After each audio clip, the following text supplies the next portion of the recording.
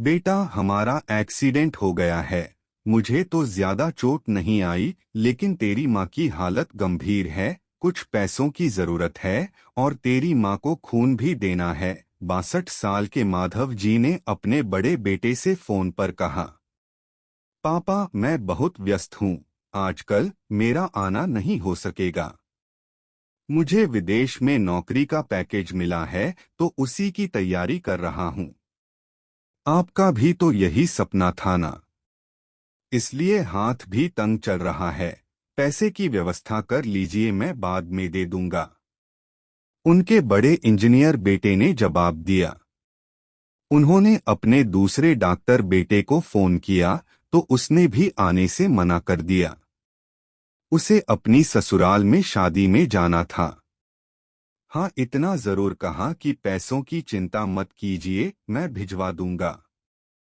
यह अलग बात है कि उसने कभी पैसे नहीं भिजवाए। उन्होंने मायूसी से फोन रख दिया। अब उस नालायक को फोन करके क्या फायदा? जब ये दो लायक बेटे कुछ नहीं कर रहे, तो वो नालायक क्या कर लेगा? उन्होंने सोचा और बोझिल कदमों से अस्पताल में पत्नी के पास पहुंचे और कुर्सी पर ढेर हो गए। पुरानी बातें याद आने लगी। माधव राय जी स्कूल में शिक्षक थे। उनके 3 बेटे और एक बेटी थी। बड़ा इंजीनियर और मंझला डॉक्टर था। दोनों की शादी बड़े घराने में हुई थी और अपनी पत्नियों के साथ अलग अलग शहरों में रहते थे। बेटी की शादी भी उन्होंने खूब धूमधाम से की थी। सबसे छोटा बेटा पढ़ाई में ध्यान नहीं लगा पाया था। 11वीं के बाद उसने पढ़ाई छोड़ दी और घर में ही रहने लगा। कहता था, मुझे नौकरी नहीं करनी, अपने माता पिता की सेवा करनी है। इसी बात पर मास्टर साहब उससे बहुत नाराज रहते थे। उन्होंने उसका नाम ही नालायक रख दिया था। दोनों बड़े भाई पिता के आज्ञाकारी थे, पर वह गलत बात पर उनसे भी बहस कर बैठता था। इसलिए माधव जी उसे पसंद नहीं करते थे। जब माधव जी रिटायर हुए तो जमा पूंजी कुछ भी नहीं थी। सारी बचत दोनों बच्चों की उच्च शिक्षा और बेटी की शादी में खर्च हो गई थी। शहर में एक घर, थोड़ी जमीन और गांव में थोड़ी सी जमीन थी। घर का खर्च उनकी पेंशन से चल रहा था। माधव जी को जब लगा कि छोटा सुधरने वाला नहीं, तो उन्होंने बंटवारा कर दिया और उसके हिस्से की जमीन उसे देकर उसे गांव में ही रहने भेज दिया। हालांकि वह जाना नहीं चाहता था, पर पिता की जिद के आगे झुक गया और गांव में ही झोंपड़ी बनाकर रहने लगा। माधव जी सबसे अपने दोनों होनहार और लायक बेटों की बड़ाई किया करते। उनका सीना गर्व से चौड़ा हो जाता था, पर उस नालायक का नाम भी नहीं लेते थे। 2 दिन पहले दोनों पति पत्नी का एक्सीडेंट हो गया था। वह अपनी पत्नी के साथ सरकारी अस्पताल में भर्ती थे और डॉक्टर ने उनकी पत्नी को ऑपरेशन करने को कहा था।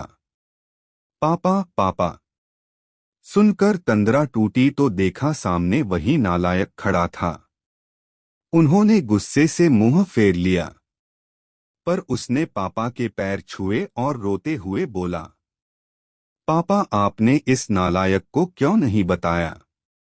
पर मैंने भी आप लोगों पर जासूस छोड़ रखे हैं। खबर मिलते ही भागा आया हूँ।